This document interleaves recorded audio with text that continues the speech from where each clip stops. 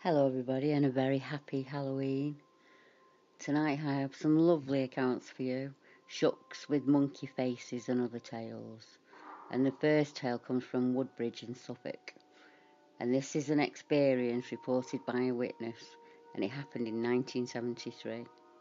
And these are the witness's own words. At the time, I had not heard of any legend or story about black shucks, and only realised the relevance some years later. I worked an evening shift in Ipswich at the time, leaving for home in Woodbridge at midnight.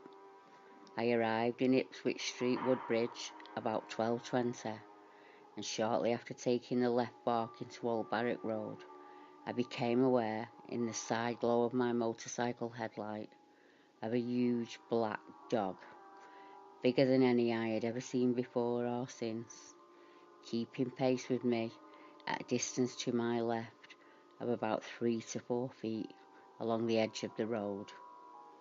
I was very concerned because of its extraordinary size and proximity, but what made me most alarmed and made me feel it was more than a real dog was its gait.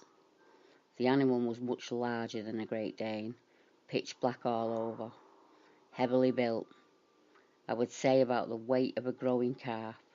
The mouth was open but not panting, and I did not see its tongue, and it ran or loped or glided alongside me with a smooth motion and no apparent effort whatsoever.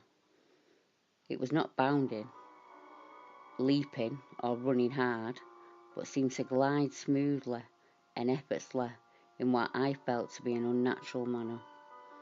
As I was riding a motorcycle and about 30 miles an hour alongside this huge black dog, I was alarmed and it gave me the creeps, so I increased speed sharply to leave it behind.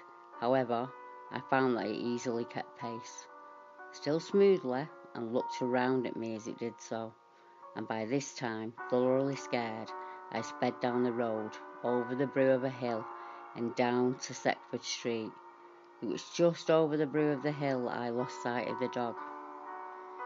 Overall, the experience must have lasted over a distance of 400 to 600 yards, and I was so shaken by meeting with the dog that I was white and shaking when I arrived home. And our next account comes from West Ratting in Cambridgeshire, and a shaggy black shuck with the face of a monkey is said to haunt an overgrown and little-used lane called Slough Hill in the parish of West Rattling. Police Constable A. Taylor of the Tiled House, Panton Street, Cambridge, tells me that in his youth this lane, which is on the road from West Rattling to Balsham, was haunted by an extraordinary thing called the shug monkey. It was, he says, a cross between a big rough-coated dog and a monkey with big shining eyes. Sometimes it would shuffle along on its hind legs, and at other times it would whip past on all fours. You can guess that we children gave the place a wide berth after dark.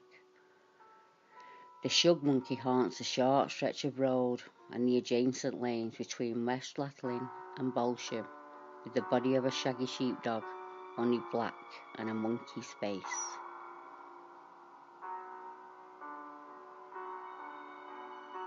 One night in Norfolk. We holidayed on the Norfolk coast one thundery evening. My 6-year-old son and I drove along the coast to find a shop open to get some milk.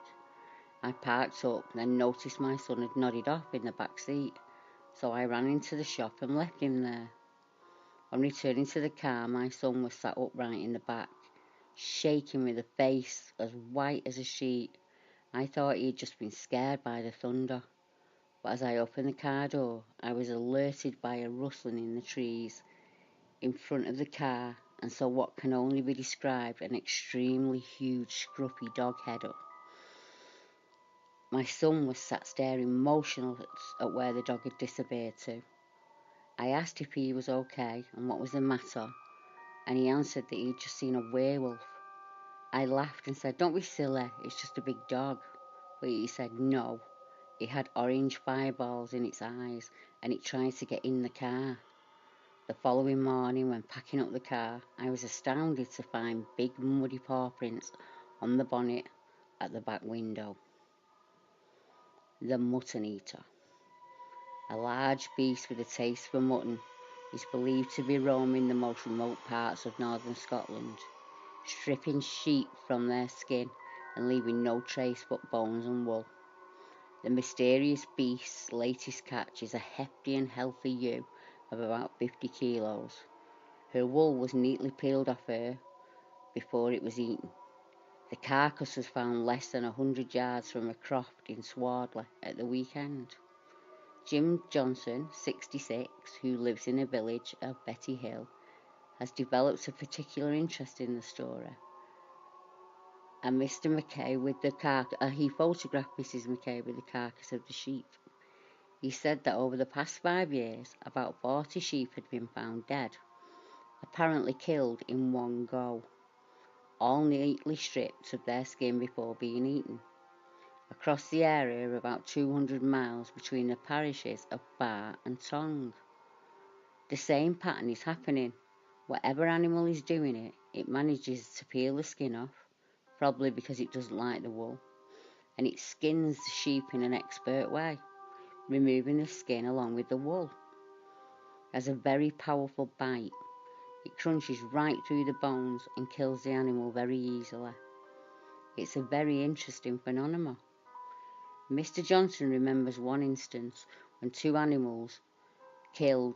when he found 2 animals killed in exactly the same way, but 200 yards apart.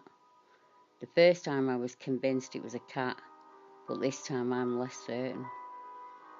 Who knows what's stalking our country lanes at night?